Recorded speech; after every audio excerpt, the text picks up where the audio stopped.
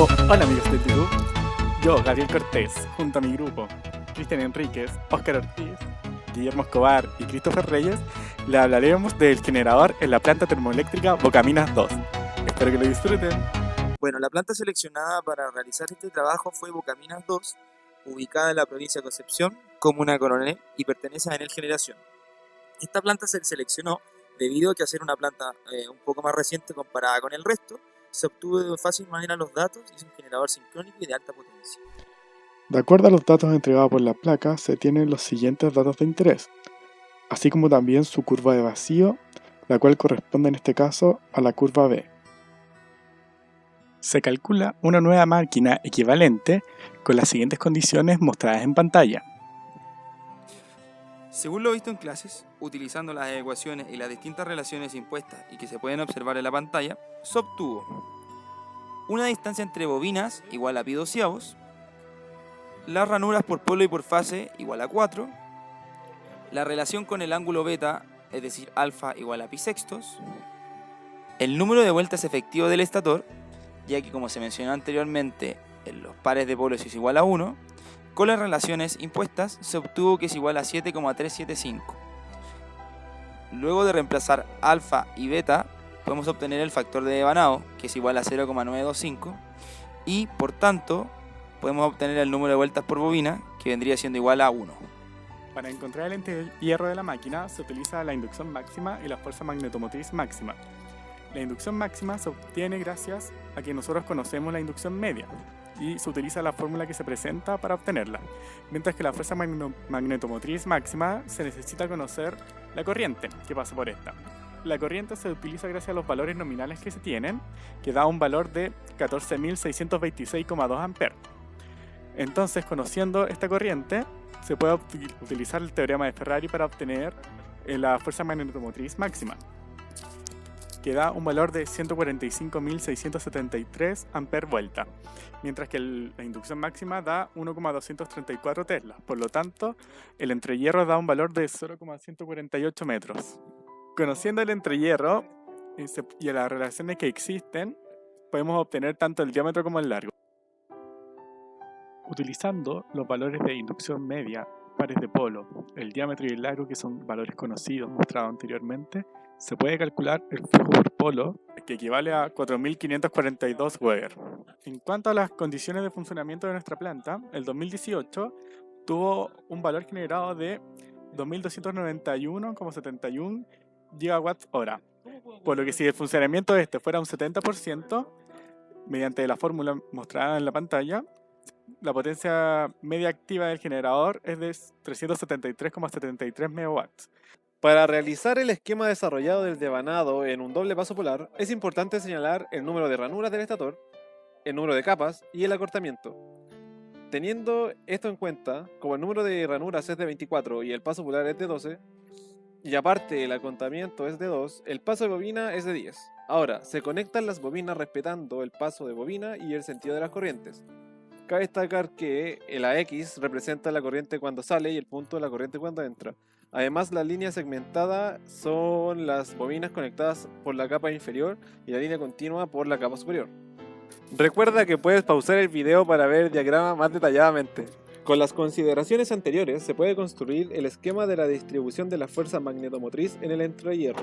Se muestra el instante en donde la corriente A es máxima y se obtiene que la fuerza magnetomotriz máxima por fase alcanza los 82.738 amperes-vuelta. Posteriormente a esto, sumando las componentes de cada fase, se alcanza un valor de 144.792 amperes-vuelta, que es ligeramente menor al valor de la fundamental calculado anteriormente. Esto tiene sentido ya que el valor calculado anteriormente es la fundamental de una función senoidal y el que obtuvimos con el gráfico es de la función escalonada. A partir de los datos estimados en la primera entrega y sabiendo que el rotor es alimentado por una corriente continua, la cual es la corriente de campo necesaria para tener tensión nominal en vacío, y el estator es alimentado por un set de corrientes trifásicas, se procede a calcular el aporte de fuerza magnetomotriz de cada una con el fin de poder calcular el momento eléctrico que genera la máquina. La fuerza magnetomotriz generada por el estator es la suma del efecto individual de cada corriente.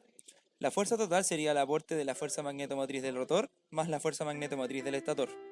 Para encontrar el torque se debe calcular la derivada de la energía en función del ángulo gamma. El ángulo gamma es el desfase entre el eje magnético del rotor y el eje magnético de la fase A del estator. Considerando que en el entrehierro solo hay aire, el rotor y el estator tienen una permeabilidad infinita y el volumen queda definido como el gap por el largo, por el radio, por un X, datos conocidos del avance anterior, se encuentra la energía y luego, al derivarla, el torque.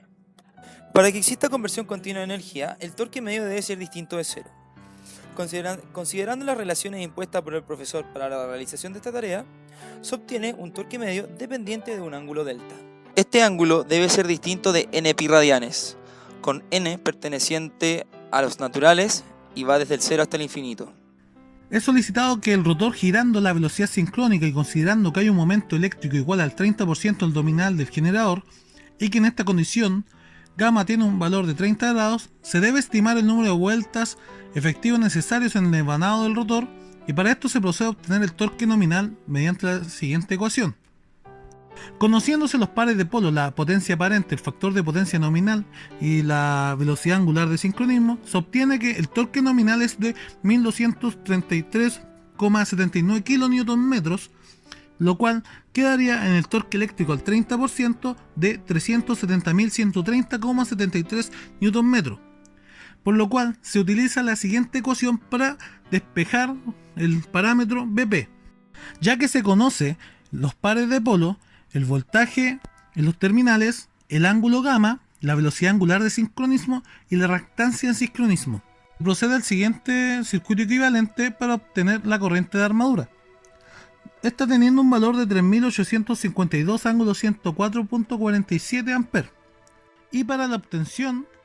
de la corriente de campo se realiza mediante la curva del entrehierro equivalente mostrado en la figura 1. Y con esto se obtiene que la corriente de campo tiene un valor de 845,36 A,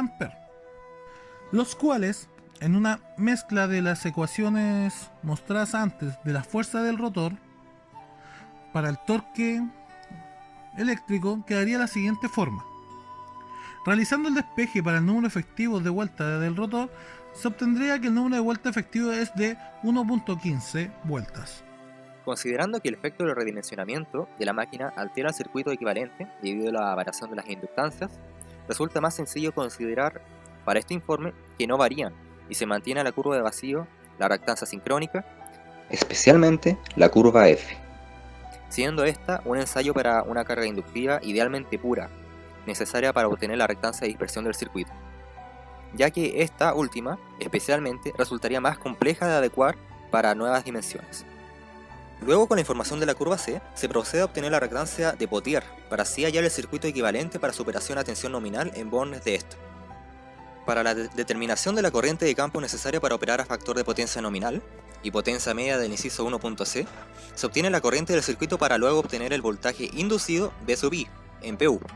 y realizar el entrehierro equivalente de la curva para hallar que ésta estaría operando bajo una corriente de campo I sub F de 2406 amperes. Por otra parte, para obtener la potencia reactiva inyectada en la red, bajo esta misma corriente de campo, operando a modo de condensador sincrónico, implica utilizar un ángulo de carga cero, y en otras palabras, tener ya listas las variables que determinan el funcionamiento de la máquina. Con esto, finalmente, parecido a un circuito magnético con curva de magnetización, se procede a despejar V sub I en PU, y tantear estimando diversos valores de V sub P en PU, para llegar finalmente al valor de V sub P en PU con menor error de los intentos realizados, correspondiente a un valor entre 2,55 y 2,65, tomando finalmente V sub P en PU igual a 2,6 como un valor aceptable. Con esto se procede a despejar la corriente y la potencia reactiva inyectada, así siendo esta 368,48 megabar para la corriente de campo 2406 amperes y ángulo de carga 0. Para concluir, se puede apreciar en la figura 1 las diferentes curvas presentes en el funcionamiento del generador seleccionado, las cuales destacan la pendiente del entrehierro A y la curva de vacío B, mostrando cómo la curva B presenta cierta linealidad hasta antes de los puntos nominales de la tensión en PU, comenzando su saturación y por ende requiriendo mayor corriente de campo para el mismo BP, posterior a este codo de superación inducido. Por otra parte, como se puede ver en la figura, la distribución de fuerza magnetomotriz en el ente hierro tiene una forma semejante a una sinusoidal, lo que ayuda en gran medida a eliminar las armónicas no deseadas en la forma de esta. Es por esto que el valor máximo de distribución es ligeramente menor al calculado con la ecuación presente. Para la fuerza magnetomotriz máxima correspondiente, además, se calculó el torque eléctrico realizado por la máquina, que para efectos prácticos se consideró positivo, en función del ángulo gamma, ángulo existente entre el eje magnético del estator y del rotor. Se realizan consideraciones como por ejemplo que el ente hierro solo existe aire, permeabilidad infinita en el estator y rotor, y así de tal manera simplificar el problema. Para finalizar la segunda entrega calculando el torque medio, se demostró que como condición de conversión continua de energía, el ángulo delta debe ser distinto de 0 y distinto de cualquier múltiplo entero de pi,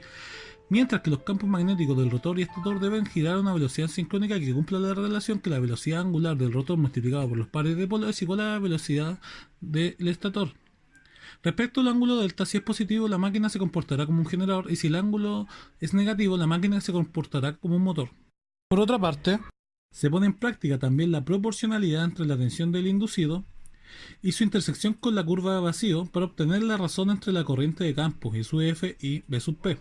Es importante mencionar que el factor de potencia nominal de un generador es inductivo para una referencia a carga en sus bornes, para así de tal modo inyectar reactivos a la red, mientras que en su funcionamiento como condensador sincrónico, la potencia aparente en esta carga es inductiva pura, puesto que la máquina se ve como una carga capacitiva pura que lo permite.